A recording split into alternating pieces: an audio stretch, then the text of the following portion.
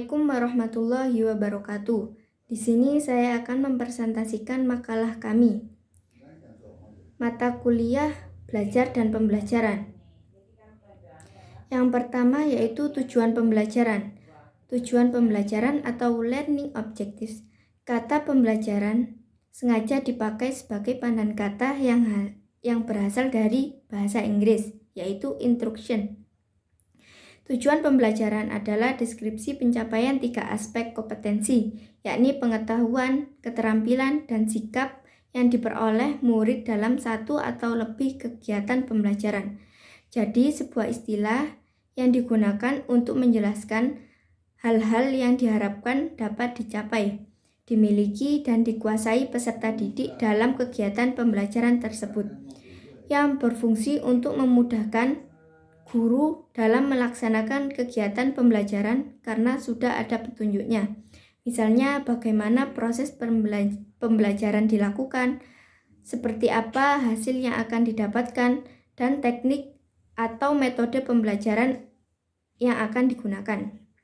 Yang selanjutnya yaitu materi pembelajaran. Hakikat materi pembelajaran adalah segala sesuatu yang menjadi isi kurikulum yang harus dikuasai oleh siswa pembelajaran dalam satuan pendidikan tertentu. Materi pembelajaran juga dapat diartikan sebagai bahan yang diperlukan untuk pembentukan pengetahuan, keterampilan, dan sikap yang harus dikuasai peserta didik dalam rangka memenuhi standar kompetensi yang ditetapkan. Materi pembelajaran dapat dibedakan menjadi pengetahuan, kognitif, sikap atau afektif, dan keterampilan disebut psikomotorik. Materi pengetahuan atau kognitif berhubungan dengan berbagai informasi yang harus dihafal dan didiskusikan oleh siswa, sehingga siswa dapat mengungkapkan kembali materi yang dipelajari tersebut. Yang selanjutnya yaitu sumber belajar. Sumber belajar merupakan informasi atau materi pembelajaran yang disajikan dan disimpan dalam berbagai bentuk media yang dapat membantu siswa belajar sebagai perwujudan kurikulum. Sumber belajar dapat berupa cetakan, video, perangkat lunak, atau kombinasi dari berbagai format yang dapat digunakan guru atau siswa. Sumber belajar juga diartikan sebagai tempat atau lingkungan sekitar. Benda dan orang yang mengandung informasi dapat digunakan sebagai wahana bagi peserta didik untuk melakukan proses perubahan tingkah laku yang dikategorikan sebagai berikut. Yang pertama yaitu tempat atau lingkungan alam sekitar, di mana saja yang memungkinkan seseorang dapat belajar, misalnya sungai, museum, pasar, dan lain sebagainya. Yang kedua yaitu benda. Segala benda yang memungkinkan orang belajar atau terjadinya perubahan tingkah laku bagi siswa, misalnya situs candi, arca, dan lain sebagainya.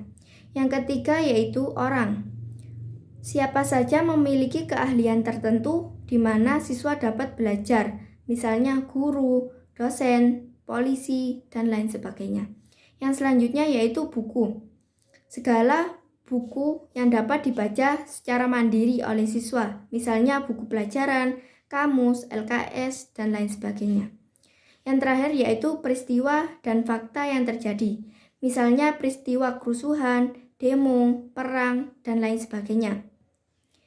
Yang selanjutnya yaitu pengemasan materi.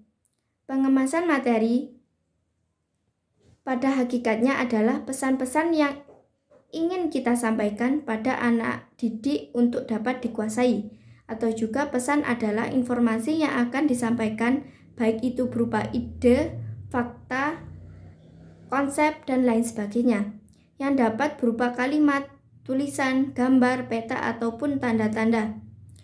Pesan bisa disampaikan secara verbal ataupun non-verbal. Penerimaan pesan bisa dipengaruhi oleh keadaan individu yang menerima pesan itu sendiri, agar pesan yang ingin disampaikan bermakna sebagai bahan pelajaran untuk peserta didik. Yang selanjutnya akan dijelaskan oleh Mbak Azimah. Selanjutnya yaitu metode pembelajaran.